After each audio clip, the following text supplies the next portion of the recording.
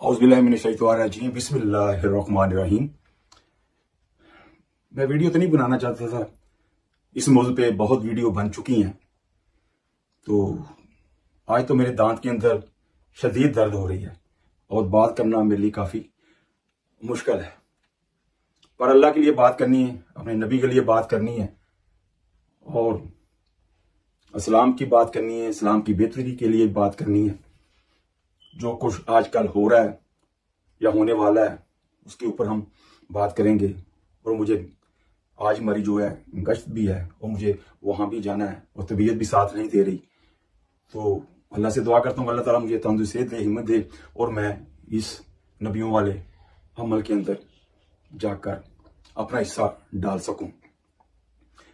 मैं जो बात करने वाला हूं कि दीनदार भी और दुनियादार भी सब एक ही प्लेटफॉर्म पर हम खड़े हैं और ये हमने गैरों को भी मौका दिया और अपनों को भी मौका दिया। मौका देने वाले कौन थे? हमारे अपने उलमा हज़रात थे। और मैं दे रहा हूं कि पढ़े लिखे मुफ्ती आलम, यार आपने बात करनी है तो खुद बात करें। मौलाना की ऑडियो को पहले चलाते हो, देखो जी उन्होंने क्या बात की, फिर उसके बाद उसके बेड़े की वीडियो चलाते हो। एक अपने यूट्यूब को चलाने के लिए, फेसबुक को चलाने के लिए, टिकटॉक को चलाने के लिए। यार आप मुझे धोखा दे रहे हैं, अपने आप को धोखा दे रहे हैं, अल्लाह को धोखा नहीं दे सकते। अल्लाह पाक सब कुछ देख रहे हैं, सही क्या है और गलत क्या है। मैं एक यहां पे वाकया बयान करना चाहता हूं, मुझे उस सहाबी का नाम ज़हन से निकल गया है, थोड़ा सा मफहूम बयान कर रहा हूं, आपको मेरी बात की समझ आ गई होगी या आ जाएगी जब आप बात सुनेंगे। ये सहाबी रज़ियल्लाहु तआला अन्हु हो, जनाब रसूल पाक सल्लल्लाहु अलैहि वसल्लम की महफिल में बैठे हुए थे। फरमाया या रसूलल्लाह सल्लल्लाहु अलैहि वसल्लम, जब हम आपकी महफिल में होते हैं तो हमारा ईमान का लेवल बहुत ऊंचा हो जाता है और जब हम घर में जाते हैं हमारा ईमान का लेवल जो है वो कम हो जाता है। जनाब रसूल पाक सल्लल्लाहु अलैहि वसल्लम ने उस सहाबी के सवाल के जवाब पर जो जवाब दिया, आपने फरमाया जो लेवल आपका मेरी मजलिस में ईमान का होता है वही लेवल अगर आपका अपने घर में भी हो तो फरिश्ते रास्ते में जाते हुए आपसे मुसाफा करते हुए जाएं। अल्लाह पाक कमी बेशी माफ फरमाए कि आप उस इंसान के ऊपर उंगलियां उठा रहे हो जो 50-60 साल से दीन की खिदमत कर रहा है। उसका ईमान का लेवल ना पहले कम हुआ था ना आज कम हुआ है। आप सारे मिलकर भी अगर उसकी इज्जत में कमी करनी चाहेंगे, अगर अल्लाह का इरादा नहीं होगा तो नहीं कर सकते। अगर सारे मिलकर आप उसको इज्जत देना चाहेंगे, अल्लाह का इरादा नहीं होता आप इज्जत नहीं जैसे। ये हमारा यकीन है। मैं आप सबको कहूंगा कि तौबा इस्तग़फ़ार करें और साथ आप तरह तरह की बातें हम सुन रहे हैं कि देखो जी मौलाना की गिनती उल्टी शुरू हो गई। और मौलाना की गिनती उल्टी नहीं शुरू हुई, तेरी गंदी जहनीयत है, तेरी जेड़ी ये गिनती उल्टी शुरू हो गई है। जिस बंदे ने भी यह गल की है उन्होंने गल करने तो पहले सोचना चाहिए कि मेरी बाप की उम्र है, मेरे बाप जैसा है, मैं कैसी उसके मुताबिक बात कर रहा हूं कि मौलाना की आज गिनती उल्टी शुरू हो गई। तुझे शर्म आनी चाहिए, शर्म आनी चाहिए जिसने ये बात कही है और शर्म से डूब मरना चाहिए उस आदमी को। मैं कहता हूं तौबा इस्तग़फ़ार करो। मैं सबको कहूंगा आप कुरान के साथ दुश्मनी कर रहे हैं, आप अल्लाह के साथ दुश्मनी कर रहे हैं। मैं कहता हूं अल्लाह पाक मौलाना तारिक जमील की हिफाजत फरमाए। तो देखिए अब हो क्या रहा है। हमारे पढ़े लिखे उलमा हज़रात दीनदार भी और दुनियादार भी सारे ही एक ही कश्ती के सवार हैं। एक तरफ मौलाना की जो ऑडियो लीक हुई है उसको चलाया जा रहा है और दूसरी तरफ बाद में उसके बेटे का बयान भी चलाया जा रहा है। जिसने ये ऑडियो मौलाना साहब की लीक की है, मैं कहता हूं उसे शर्म आनी चाहिए। अल्लाह पाक क्या फरमाते हैं, ऐ मेरे बंदे, मफहूम बयान करूं, ऐ मेरे बंदे, तू मेरे बंदे के ऐबों पर पर्दा डाल, क़यामत वाले दिन मैं तेरे ऐबों पर पर्दा डालूंगा। अगर तू किसी को रुसवा करेगा तो मैं तुम्हें घर बैठे जलील कर दूंगा। अल्लाह के अजाब से हम डरें। आप कहते हैं देखो भाई, बाप की बात को भी सुनो और बेटे की बात भी सुनो। अब ये एक नई जमात बनाएंगे। भाई उनको नई जमात बनाने की क्या जरूरत है? जनाब रसूल पाक सल्लल्लाहु अलैहि वसल्लम उम्मत को इकट्ठा करके गए और एक प्लेटफॉर्म पर खड़ा करके गए। ठीक है, कुछ उलमा हजरात की कह लो जिद है कि भाई मैं अमीर बनना चाहता हूं या मुझे ओहदा मिलना चाहिए, तो आप जनाब रसूल पाक सल्लल्लाहु अलैहि वसल्लम की जिंदगी की तरफ क्यों नहीं देखते? आपको जब कहा गया ऐ मेरे हबीब, अब आराम के दिन चले गए, अपना बिस्तर लपेट दो और लोगों को मेरी तरफ बुलाओ और डराओ। सबसे पहले किसने साथ दिया? हजरत खदीजा रजी अल्लाह ताला अन्हा ने साथ दिया। कहा या रसूलुल्लाह सल्लल्लाहु अलैहि वसल्लम, आप मुझसे दावत शुरू करें, मुझे दावत दें। और जब आपको रोका गया और आपको कहा गया कि हम आपको मुल्क का बादशाह बना देते हैं, तो सुनो सुनो जनाब रसूल पाक सल्लल्लाहु अलैहि वसल्लम ने क्या कहा। ये मैं बात जो है अपने उलमा हज़रात तक पहुंचाना चाहता हूं। आपने ठोकर मार दी और आपको कहा गया कि आप कहें कि सोने के पहाड़ आपके साथ चला दें। आपने कहा नहीं, मैं एक टाइम का खाना खाऊं और दूसरे टाइम अल्लाह का मैं शुक्रगुजार बंदा बनूं, शुक्रगुजार बंदा ना बनूं। सुनो आपने क्या कहा।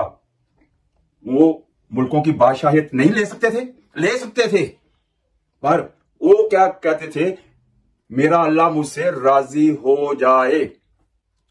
हम क्या कर रहे हैं दुनिया के लिए, जो दुनिया एक दिन खत्म हो जानी है और जब ये मौत के साथ टकराएगी तो जीरो हो जाएगी। ना आपका ओहदा रहेगा, ना आपका नाम रहेगा, मरते ही शुरू होएगा। मंजी चुको जी, मैयत चुको जी, खत्म, चाचा खत्म, मामा लंबरदार खत्म, चौधरी खत्म, सदर खत्म, वजीर खत्म। आप अल्लाह के दीन का काम करें, नबी के दीन का काम करें। आपने वक्त के जो बादशाह थे उनको क्या जवाब दिया कि मेरे एक हाथ पे चांद रख दो और एक हाथ पे सूरज रख दो, तो मुझे फिर भी ये बादशाहियत नहीं चाहिए। मैं अल्लाह का पैगाम आप लोगों तक पहुंचाऊंगा और आप सल्लल्लाहु अलैहि वसल्लम ने पहुंचाया। आप ओहदों के पीछे क्यों भागते हैं? आपने उम्मत को दो टुकड़ों के अंदर तकसीम करके रख दिया। जिन ओहदों को अल्लाह के नबी ने लेने से इनकार कर दिया, आप उनके पीछे भाग रहे हैं। यहां मैं एक बात और करने वाला हूं। देखो, इख्तलाफात हर जगह पे हैं, होते हैं, रहेंगे, क़यामत तक रहेंगे। समझदारी इसी में यही है कि हम जितने भी दीन के दाई हैं, दावत व तबलीग के साथ जुड़े हुए हैं, हम एक प्लेटफॉर्म पर जुड़ जाएं और हम इस जमात को मशवरे के ताबिया रख कर इसके ऊपर हम काम करें। देखो, इसमें मैं एक नुक्ता जो और बयान करने वाला हूं, क्योंकि ये सब जो हैं हमारे बड़ों के बच्चे हैं, जो दीन के दाई हैं। अल्लाह पाक इनसे कामले मौलाना साहब के साथ भी कनाडा के अंदर ही मेरी मुलाकात हुई थी, आज से आप कह लो 15 साल पहले।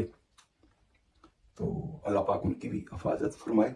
इंसान है, फरिश्तों से गलतियां हुई, नबियों से हुई, इंसान से भी गलती हो सकती है।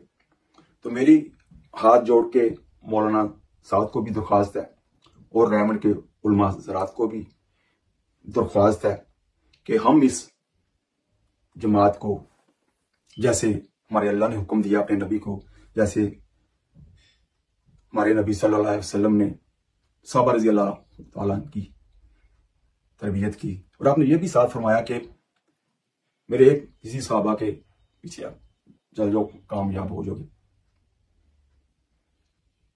तो हम जो है उम्मत को जोड़ने की कोशिश करें। जहां जहां हमसे मिस्टेक हुई है उसको हम मिस्टेक को दूर करें। मौलाना साहब से भी लोगों को ये शिकवा है कि देखो भाई, वो खुद ही अमीर बने हुए हैं, किसी और को मौका नहीं देते, वो उन्होंने अपनी शूरा बनाई हुई है, रेमंड वाले अपने तरीके से कर रहे हैं, बांग्लादेश वाले अपने तरीके से कर रहे हैं।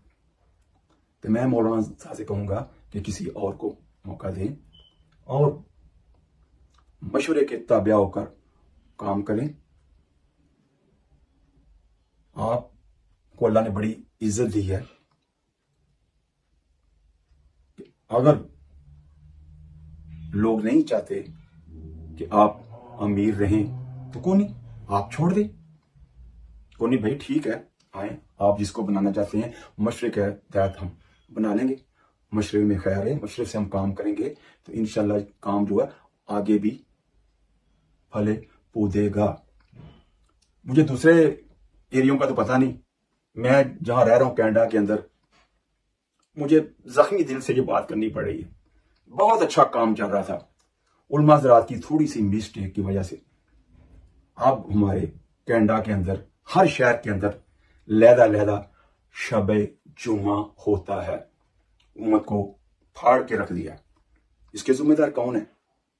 मैं हूं, आप हैं। मैं उलमा हज़रात को फिर कहता हूं कि मिलकर इस गलती को ठीक करें और हम अल्लाह के दीन को आगे लेके चलें, अपने नबी के काम को आगे लेके चलें। हम ऐसा काम करें जिससे हमारे मरने के बाद भी लोग हमारे हाथ उठाकर दुआ करें। देखें भाई, ये जो हमारे दीन के दाई थे, दीन के वारिस थे, नबी के बाद उन्होंने देखो कितना अच्छा काम किया। हर के मुंह से आपके लिए अच्छे अल्फाज निकले। मैं यहां थोड़ा सा वाकया बयान करना चाहता हूं, तो शायद आपको कोई बात की समझ आ जाए, क्योंकि वीडियो काफी लंबी होती जा रही है। तो मैं लोगों के पास टाइम नहीं है, आपको पता ही है, माशाल्लाह। तो देखो, बिजती जेवर में ये वाकया लिखा है, कई दफिया उलमा हज़रात से सुना है। अल्लाह ताला कमी पेशी माफ करे। मैं इसका मफहूम थोड़ा सा बयान करने लगा हूं। फ़िरौन का दौर था या नमरूद का दौर था, दोनों में से एक का दौर था, या किसी और का भी दौर हो सकता है। तो इन दोनों में से एक की बांदी थी जो दीन के अंदर दाखिल हो गई। उस वक्त के दौर के जो नबी थे, उन्होंने मेहनत की, एफर्ट की और दीन में दाखिल हो गई। और औरत आपको पता है फिर कमजोर भी है, क्योंकि औरत है। उसकी 2 बेटियां थी। वक्त के बादशाह ने कहा कि तुम अपने दीन से पीछे हट जाओ, नहीं तो मैं तुम्हारी दोनों बच्चियों को आयल के अंदर डाल के, क्योंकि उसने बड़ा कड़ा जो ना उसके अंदर आयल डाल के उसको गर्म किया था। एक बच्ची को डाला, बड़ी को, अल्लाह को प्यारी हो गई। फिर दूसरी छोटी बच्ची जो थी उसको डालने वक्त उसने फिर कहा, देखो एक औरत का ईमान क्या है। उसने वक्त के उस बादशाह को कहा कि मेरी तो 2 बच्ची हैं, अगर 100 भी हों तो मैं अल्लाह के ऊपर कुर्बान कर दूं। उसने उससे एक बात जरूर कही कि मेरे से तुम वादा करो कि जब हम तीनों मर जाएं तो हमें एक ही जगह हमारी कब्र बना के हम तीनों को दफना देना। उस बादशाह ने वादा किया और उन तीनों को खोलते हुए तेल के अंदर डाल के उनकी जिंदगी को खत्म कर दिया और उसके कहने पर एक ही जगह पर उसको दफना दिया। जब रसूल पाक सल्लल्लाहु अलैहि वसल्लम जिब्राइल अलैहिस्सलाम के साथ मराज पर तशरीफ ले जा रहे थे तो उस बस्ती से आपका गुजर हुआ तो आपने वहां पर एक खुशबू महसूस की। तो आपने जिब्राइल अलैहिस्सलाम से अर्ज किया कि ये खुशबू कहां से आ रही है। तो जिब्राइल अलैहिस्सलाम ने फरमाया ये आप ये उम्मत की एक बेटी है और इसका खात्मा ईमान पर हुआ, ये बिकी नहीं झुकी नहीं और अल्लाह के लिए अपनी जान दे दी, अपनी बच्चियों की जान दे दी। और इस बात को हजारों साल हो चुके थे फिर भी उस जगह से खुशबू आ रही थी। जो अल्लाह पे मर मिटते हैं, अल्लाह नियत को देखते हैं कि इसने मेरे लिए जान दी, लोगों को खुश करने के लिए जान नहीं दी। जैसे वो औरत, वो बांदी ने अल्लाह के ऊपर अपनी जान कुर्बान कर दी, अल्लाह के दीन के ऊपर अपनी जान कुर्बान कर दी। ऐसा काम करें, सीखें उससे कुछ। बातें तो आप बहुत बड़ी बड़ी करते हैं और अमल हमारे पास एक भी नहीं है। या इब्लीस जो था उसके पास इल्म कम था, उसके अंदर ईगो आ गई, अना आ गई कि मैं आग से बनाऊं। और आदम अलैहिस्सलाम मिट्टी से बने हैं, उसने सजदा नहीं किया, उसके पास इल्म कम था। जितने फरिश्ते थे उनको दर्स दिया करता था पर अल्लाह का हुक्म नहीं माना, मरदूद हो गया। आज देख लें, हर आदमी से वो छितर खा रहा है। मैंने खुद आज के ऊपर देखा है, लोग उतार उतार के ना ऐसे मार रहे हैं, फ्यूं फ्यूं फ्यूं। यार आप के ख्यालात ये होने चाहिए कि मेरी वजह से, आपकी वजह से दीन के ऊपर दबा नहीं लगना चाहिए। मेरा नुकसान हो जाए, दुनिया का नुकसान हो जाए, मेरे अल्लाह का लाया हुआ दीन, मेरे नबी का लाया हुआ दीन, उसके ऊपर हर्फ ना आए। मैं खुद मर जाऊंगा, खुद मिट जाऊंगा, मैं अपने दीन के ऊपर हर्फ नहीं आने दूंगा। मेरी वजह से आज दीन को नुकसान ना पहुंचे। मैं फिर आखिर में यही कहूंगा कि आप सब उलमाज़ात जो हैं मिलकर बैठें और जिस प्लेटफॉर्म पर जनाब रसूल पाक सल्लल्लाहु अलैहि वसल्लम इस उम्मत को खड़ा करके गए थे, दोबारा उसको उसी प्लेटफॉर्म पर हम उम्मत को खड़ा करें। अगर मेरी कोई बात आपको बुरी लगी हो, मैं अल्लाह के लिए आपसे माफी मांगता हूं। मेरा अंदर से दिल रो रहा है, किस चीज के लिए भाग रहे हो यार, जो एक मौत के झटके के साथ ही खत्म हो जाएगी। यार उसकी तैयारी करो जहां हमेशा हमेशा के लिए हमने रहना है। इसी के साथ मैं आपसे इजाजत चाहूंगा। अल्लाह आप सबको खुश रखे। अस्सलाम वालेकुम व रहमतुल्लाहि व बरकातुहू।